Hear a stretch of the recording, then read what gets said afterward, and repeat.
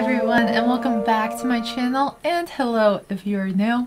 My name is Michaela, and typically I make The Sims 4 and some BitLife videos, but today we're going to do something new with some Animal Crossing. I love Animal Crossing and I am completely obsessed with it, so I decided I wanted to make a tips video for brand new Animal Crossing players. As someone who has never played any of the other Animal Crossing games, I have come across a lot of stuff that is known to other players who have played other games, but was completely brand new for me. I got the idea for this because one of my friends wants to get Animal Crossing, and she too has never played any other game. So I put together a list of 10 tips that I think would have been helpful for me when I first picked up New Horizons. Some of the stuff might have been known to you, especially if this is not your first Animal Crossing game, but this is personally stuff that I had absolutely no knowledge of. If you do have any other tips that you would like to include, please let me know in the comments down below. I love learning new things, especially about this game. So, tip number 1. You can run by pressing down on the B button while you move around. At first, I thought the typical walking speed was it, and was blown away when I figured this one out.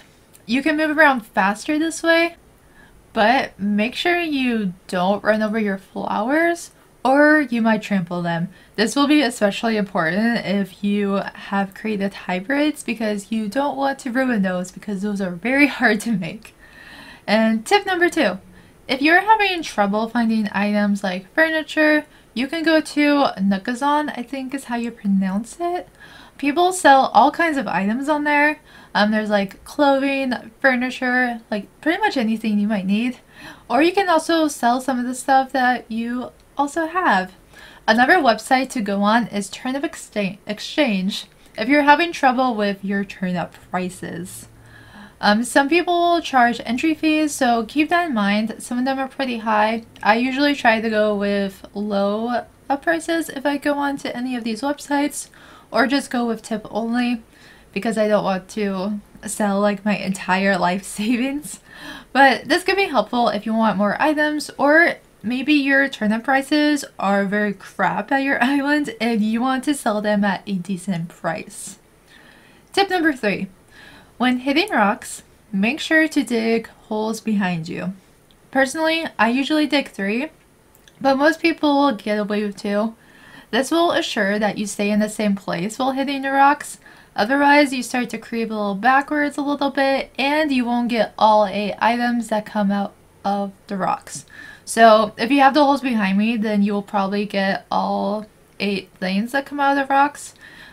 Typically, the things that come out of the rocks will be like the iron nuggets, once in a while gold nuggets, stone, stuff like that. And then there's also the money rock that spawns on your island once a day.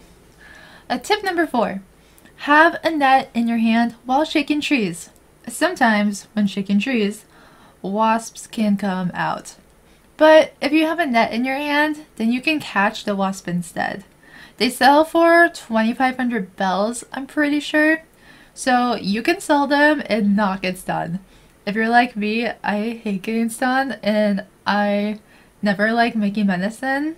So this is a really good tip. Tip number 5.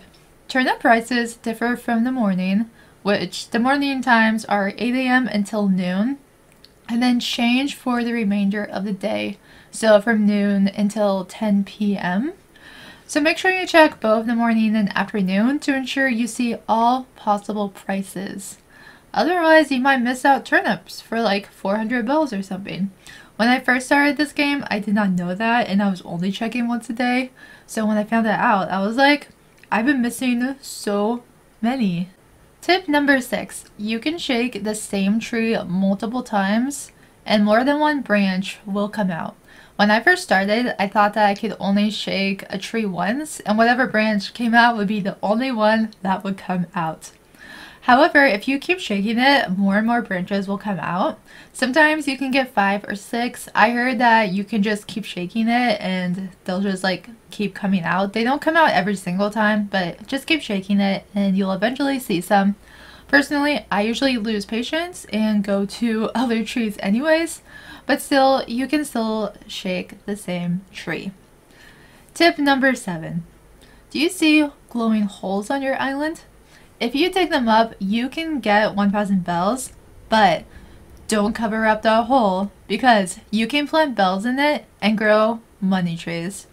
Your best bet will be to plant 10,000 bells, and you can get 30,000 bells in about 3 days or so.